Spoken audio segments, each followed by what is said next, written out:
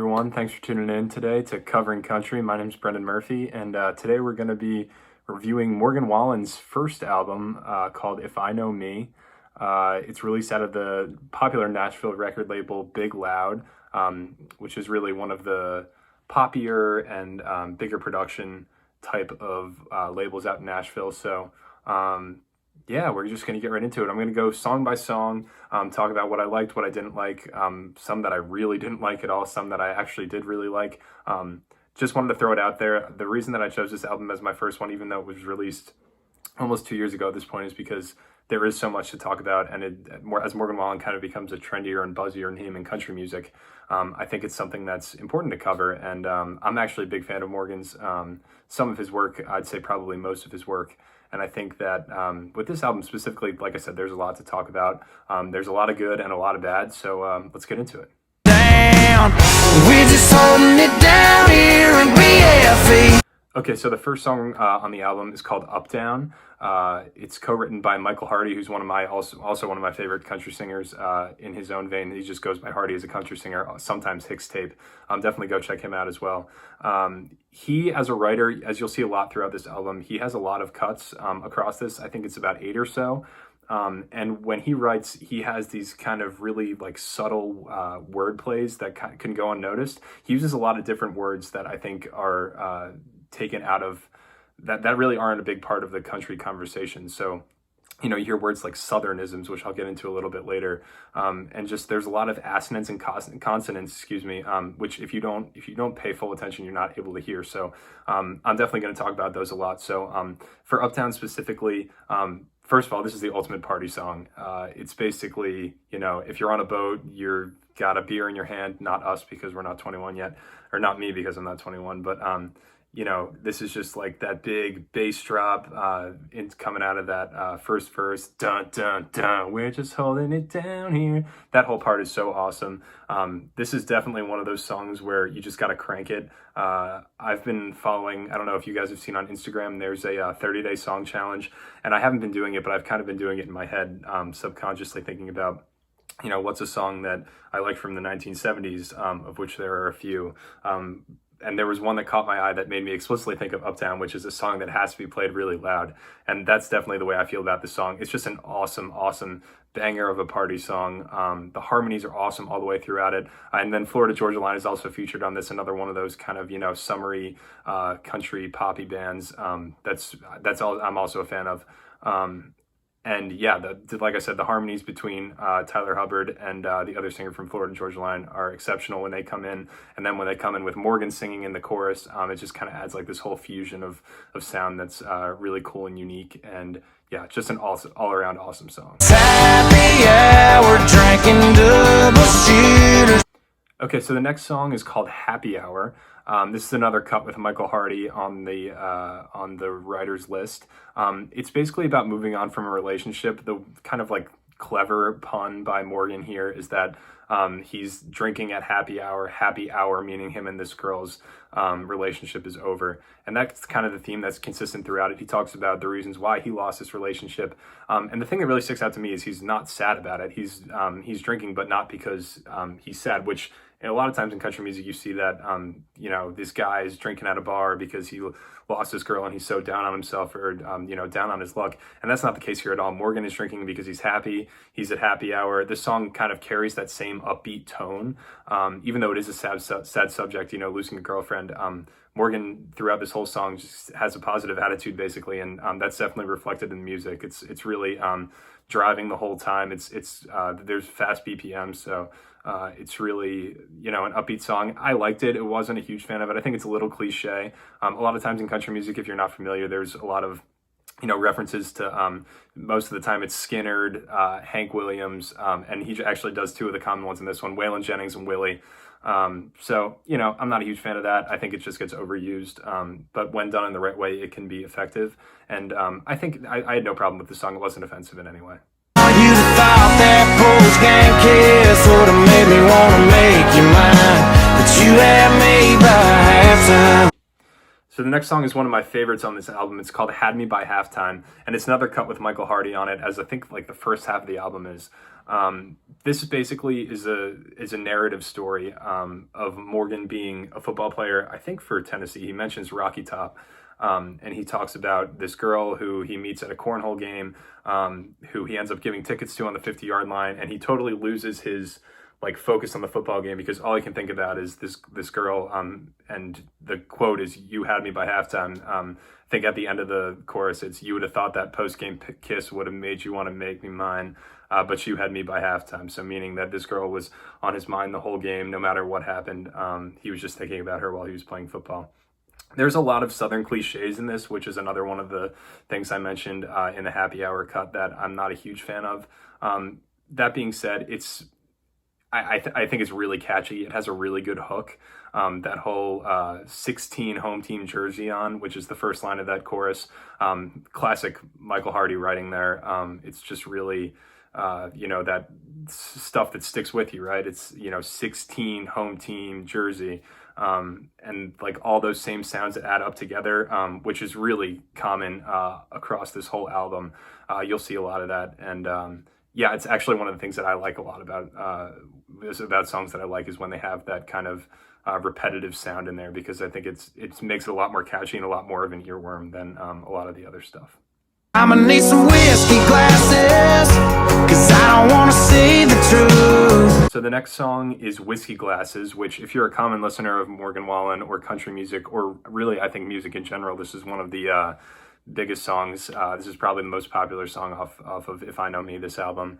And I just have to say, to start off, this is such a clever song. Right away, the first line of the song is pour me another round, which, again, that's just such awesome wordplay. This one's actually not written by Michael Hardy, but I think it kind of carries that same aspects of it. Like I said, this is like the opposite of Happy Hour, because he's drinking because he's sad. As I mentioned, with Happy Hour, he was drinking because he was happy. This is sad. Like I said, pour me another round. So he's like really sad. This song is kind of, I think kind of basic in the sense that you would hear a lot of stuff like it on country radio. The one thing that I would say that is different about this one is the line coming out of the chorus. He goes, "See the world through whiskey glasses," and then there's like the background line coming out of that, which is really subtle, and if you don't pay attention, you might not be able to pick up what it's saying, but they say, "Ain't nothing else to do but sip around the truth," which I think is a really cool way to say why Morgan is drinking in this situation, because he's sad and because he's, going through this breakup, and it just kind of carries that really sad tone. You'll be city girl buzzing over country boy loving, telling everybody that you know what you know about that. So the next song on here is probably my least favorite song on the album. It's called What You Know About That, which I think right away is kind of a really off-putting title. This song is so listy. It's so checklisty. It checks every box in this kind of basic country radio song. It's so boring. Morgan in here is like, girl, which is so, like I said, off-putting. It just carries like a really weird vibe, in my opinion. He sings about a lot of common Southern euphemisms, long necks, the Southern drawl. It's got all of it in the chorus, and it's just there's not a lot to like here. There's also a completely wretched rap line in here, sipping and shimmering on something. It's terrible. The whole song as a whole, I think, is really just terrible. There's really not a lot of instruments here. It's all like clapping throughout the chorus. It's like dum, dum, and that's like really there. It's just drums, or synchronized drums. There's one thing that I like actually in here throughout the chorus. There's like this background singer going, "You and me," which I think is kind of cool and kind of similar to Whiskey Glasses with the "Ain't nothing else to do" line. It's something that you might not pick up on if you're not paying full attention. So another thing that's like a subtle aspect of Morgan's songs that I'm a big fan of. However, the song as a whole is really just terrible. My tractor's green, my pasture's greener.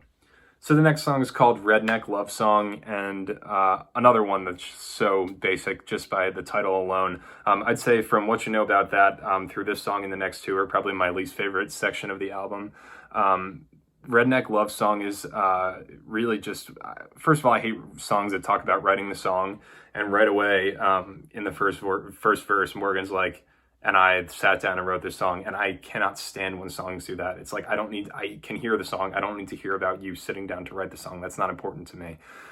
The chorus is so lame. There's nothing about this song that's memorable. It's also so basic. I mean, again, just the title, Redneck Love Song, really, like that, you couldn't come up with anything more clever than that. There's also some like annoying whistles throughout this. It's not a good song. Yeah, I could use a little rain. Yeah, I could use a little rain. So the next song is Little Rain. This was another single that got released to radio, I believe. It was only on there for a short bit of time, but I think that general listeners of radio would probably know this song a little bit. The first thing I would say about it is that it's kind of blah. There's not a lot that's really like memorable here, anything that sticks out. The one thing I will say is Morgan has a really cool guitar intro in the song, so definitely check that out. The harmonies in the second verse are also really strong. I think that's kind of a tone that's carried throughout a lot of this. There's not very musical, but I think there's a lot of like hollowed out chords in there in what they're singing over the top of what Morgan's singing as the lead line. So I'm actually a big fan of that. I really like that sound, and I think it's one of the things that is defining about Morgan's sound. But really, like when it comes down to the lyrics of this song, he's using little rain, like I could use a little rain, as a metaphor for sex, which is so bad. I don't even know how to describe it. It's putrid, and I'm not a fan of it at all. There's one line, the bridge in here, it just says, "Sun, sun, go away, come again some other day." Again, blah, there's not a lot to like there. Another thing that I will say that I really like about this song is there's a lot of assonance that I was talking about, where you hear a lot of those same sounds right in a row. So right in the chorus, Morgan says, I could use a little rain, sitting on the window pane, while we listen to our tan roof sang. He has that southern drawl, so it sounds like sang, which is the same ang sound of rain and pain. And again, he goes, love song all day long. So that's another kind of cool aspect about a lot of these songs. I think that make Morgan a little bit different from some of the other country singers that you hear on the radio typically. If I know me, I have you hopping up in my passenger seat. Next song on the record is If I Know Me, and I can't tell if this song or What You Know About That are my least favorite songs. This song has no musicality whatsoever. There is no instrumentation in the intro. There's like a little basic plucking guitar, and the rest of it is just synthesizer and drums. So much obnoxious drums in the verses, and then it gets into my least favorite sound in country music, courtesy of Grady Smith, another YouTube reviewer, where it's just snaps. It's like, if I know me, and all you hear is just this like overbearing snap that covers the entire sound. And the harmonies in the chorus, again, are pretty good and pretty unique. And the snaps totally cover that up. I would rather have heard Morgan sing this a cappella without the snaps, meaning that it was just him and the harmonies coming in by themselves without any instrumentation in the chorus. I think that would have been definitely a distinguisher. This song is so poppy and is basically just a basic hookup song. I'm not a fan of it, but I know it was one of the more popular ones on the album. It is the name of the album, If I Know Me, but there's so many better options on this record. Till I'm late here tonight, holding someone new, still chasing you. All right, so the next song is another one of the popular ones. It's called Chasing You, another one that got released to radio. I think, frankly, it's kind of a dumb thing to revolve your song around. The chorus is chasing you like a shot of whiskey, which I think on the surface is kind of a dumb line, but it kind of works. And the reason that is because the musicality on this is really stellar. There's a lot of Morgan's voice really soars on a lot of it. There's a really pretty acoustic guitar going all throughout. And this is basically just a song about commitment and how much Morgan is committed to this girl.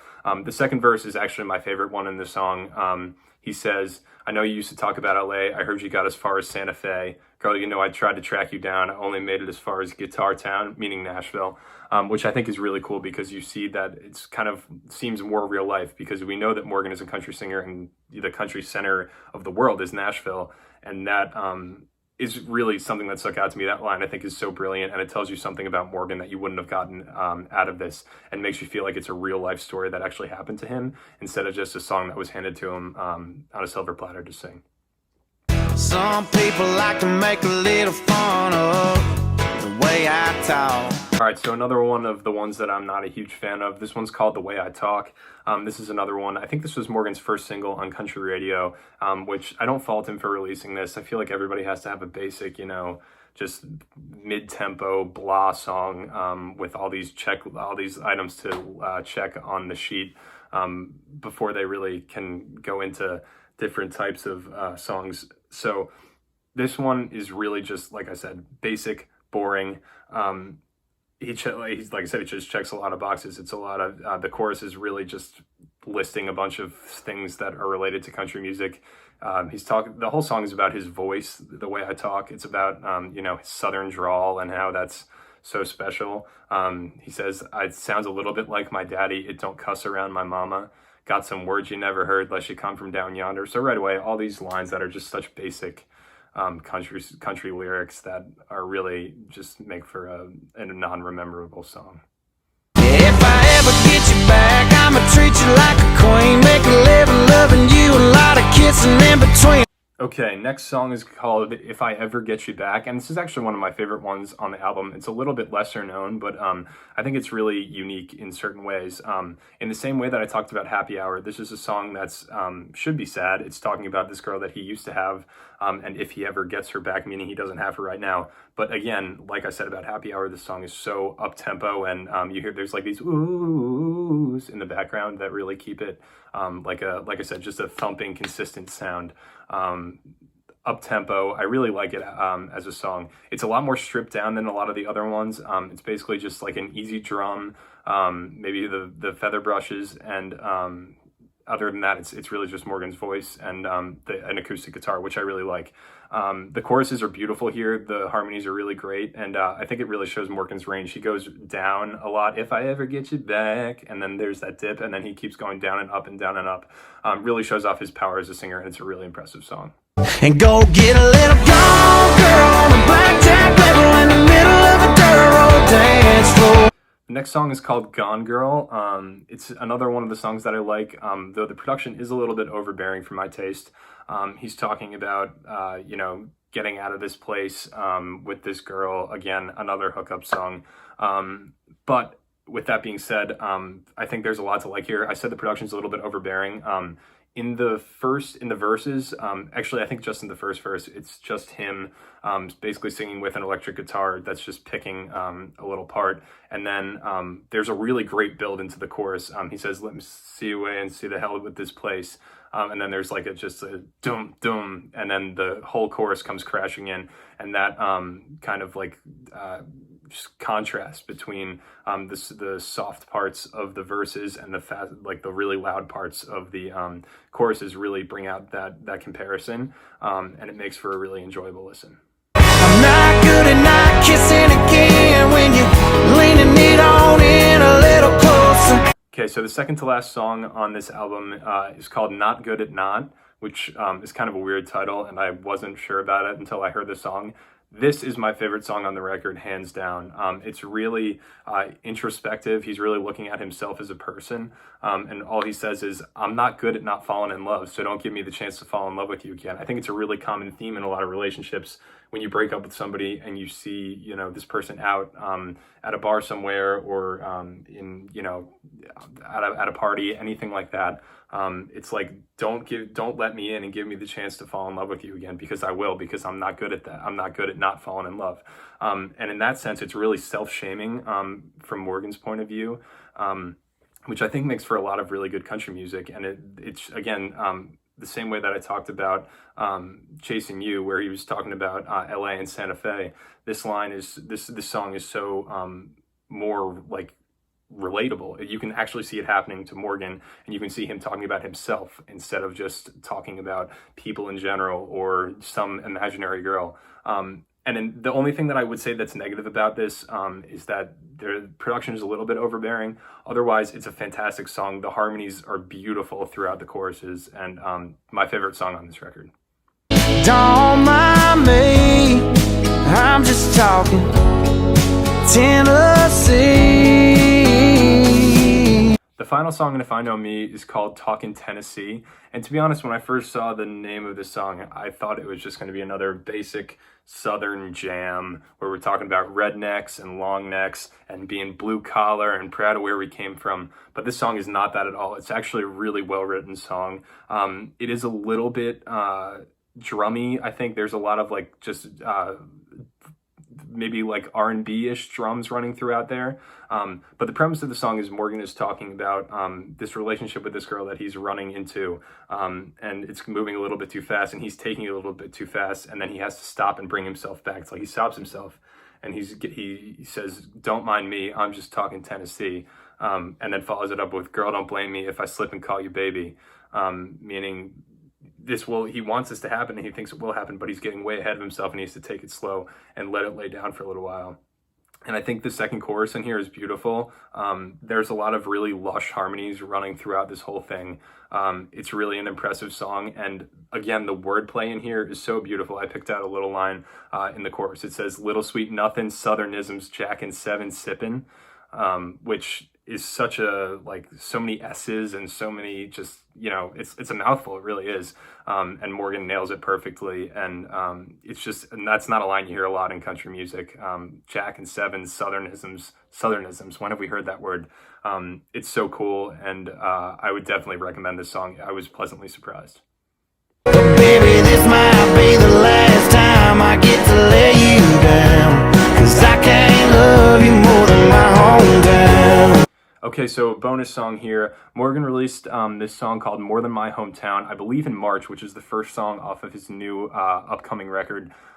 It's really, it's gotten a lot of press. It's gotten played a lot on radio, to the point where I think Morgan had the top 4 songs on country radio with More Than My Hometown, Chasing You, Whiskey Glasses, and Heartless, which is a duet with Diplo.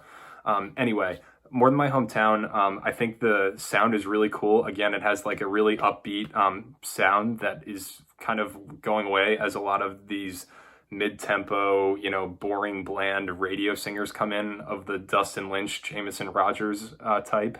But with that being said, this song is really, like I said, up-tempo. Personally, I think it's a stupid concept of a song. It's like he's saying how much he loves this girl, but I can't love you more than my hometown, which, come on, who loves their hometown that much? I think it's a little bit extra. The song is really listy. In the whole chorus, he goes through, "I love you more than a California sunset, more than a beer when you ain't 21 yet, more than a Sunday morning love torn in some poor lost soul found." So he goes through all of this stuff, and he kind of just lands at, "I can't love you more than my hometown." I think it's a step in the right direction for the rest of his career, coming off of If I Know Me. But frankly, I think it sounds really pleasing, but the point of the song is really just so stupid and listy. But with that being said, again, good jumping off point for the rest of his career, and I would recommend it for sure. All right, so that was my coverage of Morgan Wallen and If I Know Me. I'm really hoping to see Morgan Wallen take the next step on this next album to release a lot more country-sounding things with less production. As I'm sure you noticed, a lot of the songs I said just had a little bit too much drums and production for my taste. But I really think that Morgan's a really interesting singer and an interesting artist as a whole.